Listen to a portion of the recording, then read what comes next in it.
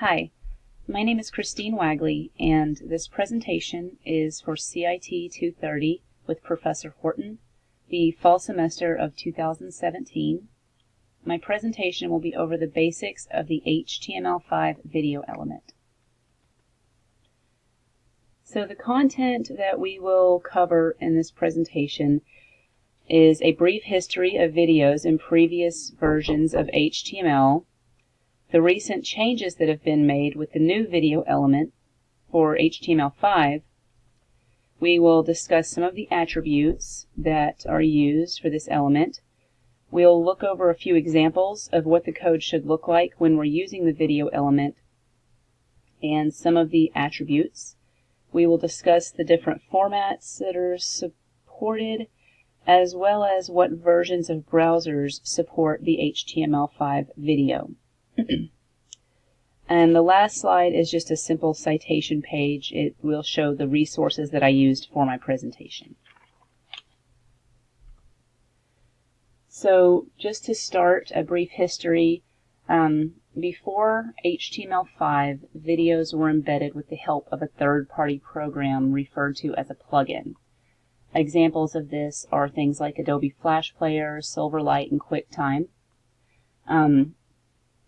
And I'm sure we've all encountered this image that is seen here that reads, "A plugin is needed to display this content," with a link in the image to install the plugin that's needed. This requires the user to install additional software in order to view the video on the website. This can really be a nuisance, and it may even cause some users to just navigate away from the page.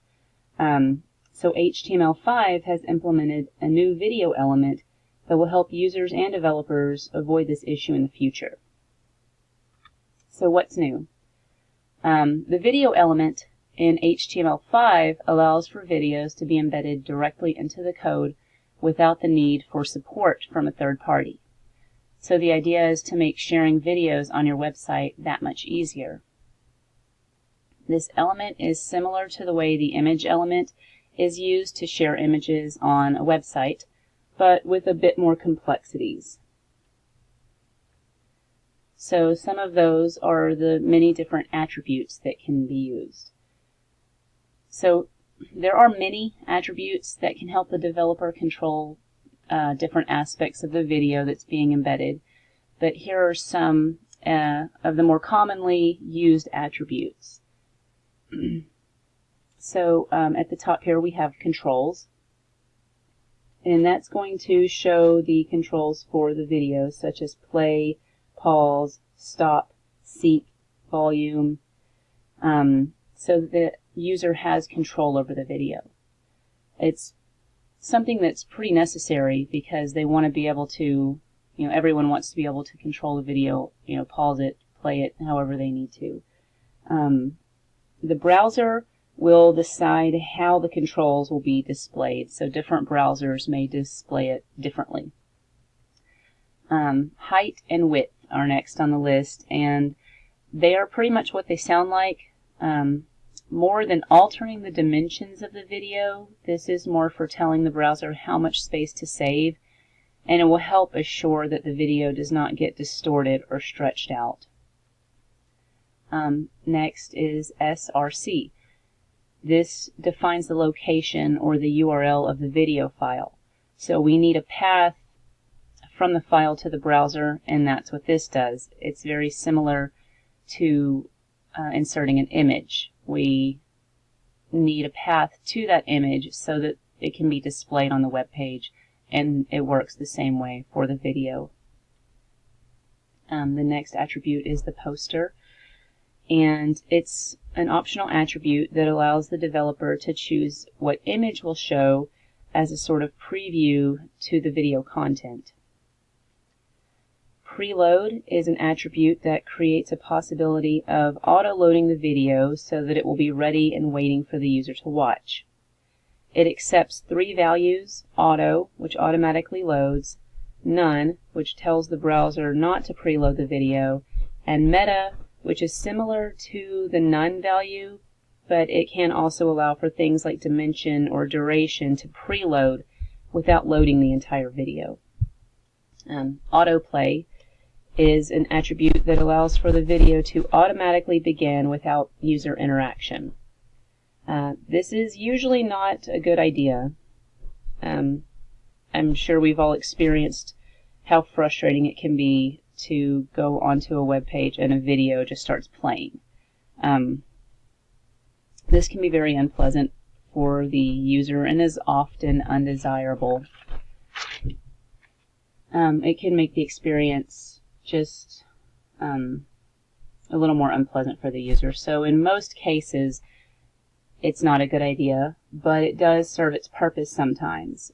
Say that we have a link on the page to a video, and we want this to pop up on a separate page, and we want the video to just start playing. It's not going to be a problem there because the user has clicked it, they know that they're going to a video, and they're fully expecting it to start playing. The last example that I have is the loop attribute, and this is what it sounds like. Also, it just plays in a continuous loop. This is another one that's not very useful for the most part. I couldn't personally think of any example that I've come across, but I did read in our textbook HTML5 and CSS3 for the real world an example that was given. And that was in a browser-based video game in which ambient sound and music would play continuously as long as the page is open. So now that we've talked about the attributes, we're going to look at some examples of just simple code. So the first example here is just bare bones. This is what the most basic code would look like to put the video in. So we see that we have the open and close video tags with the SRC inside. This is our source. This example here, example.webm, would be the path to the video. And our next example has added the width and the height. So this is how this would be entered into the code.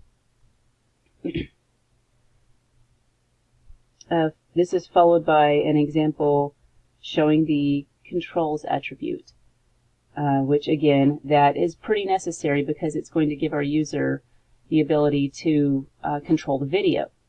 Next, we see what the code would look like with the poster attribute added. As you can see, this also has a path, because this was our attribute that gives an option for the developer to choose what is going to show before the video plays. So they're going to select the image, and this is where we would put the path here. So the last example contains the text, "Your browser does not support the video tag." So any text that is between the video tags will be visible if the video does not load. This kind of helps the user know what's going on in case the video doesn't load. So this is always a good idea to add in case we come across a user who is on a browser that doesn't support the element. Then at least they know, okay, there's supposed to be a video here, but I can't see it for this reason. So next we'll just talk about some formats. The browser needs to know what format your video is in. There are 3 main formats that are currently supported, and they are MP4, WebM, and OGG. Declaring a type helps us get full browser support. So keep in mind that MP4 is the most commonly used and supported format across the main browsers that are used today. And below are just some examples of what the code looks like with the specified formats. So we see here, the attributes that we talked about already. We have the controls, we have the width and the height.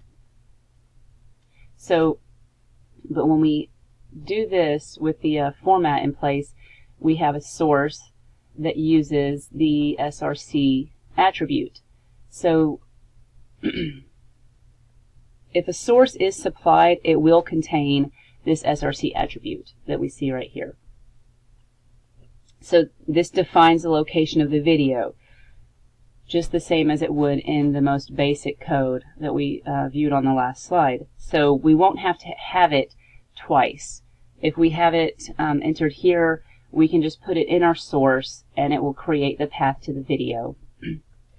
So source also uses the type attribute, which we see here. And this tells the browser what type of video, what format it's going to be in. The best way to do this is to give the browser choices. You see that we have MP4, WebM, OGG. We have all three of the main types that are supported currently. And this just gives the browser choices, and it lets the browser identify which format it can play. So it's going to go through the list, scan it, and stop at the first one that it can play so that the video loads as quickly as possible.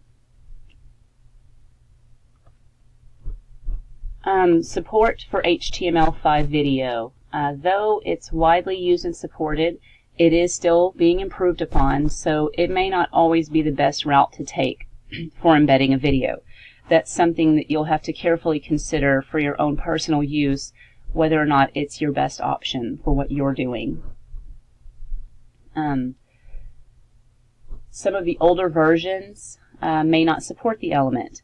We can see in the example here Chrome, Internet Explorer, Firefox, Safari, and Opera, and the versions that support it. So we're pretty good for the most part. Most people aren't going to use something older.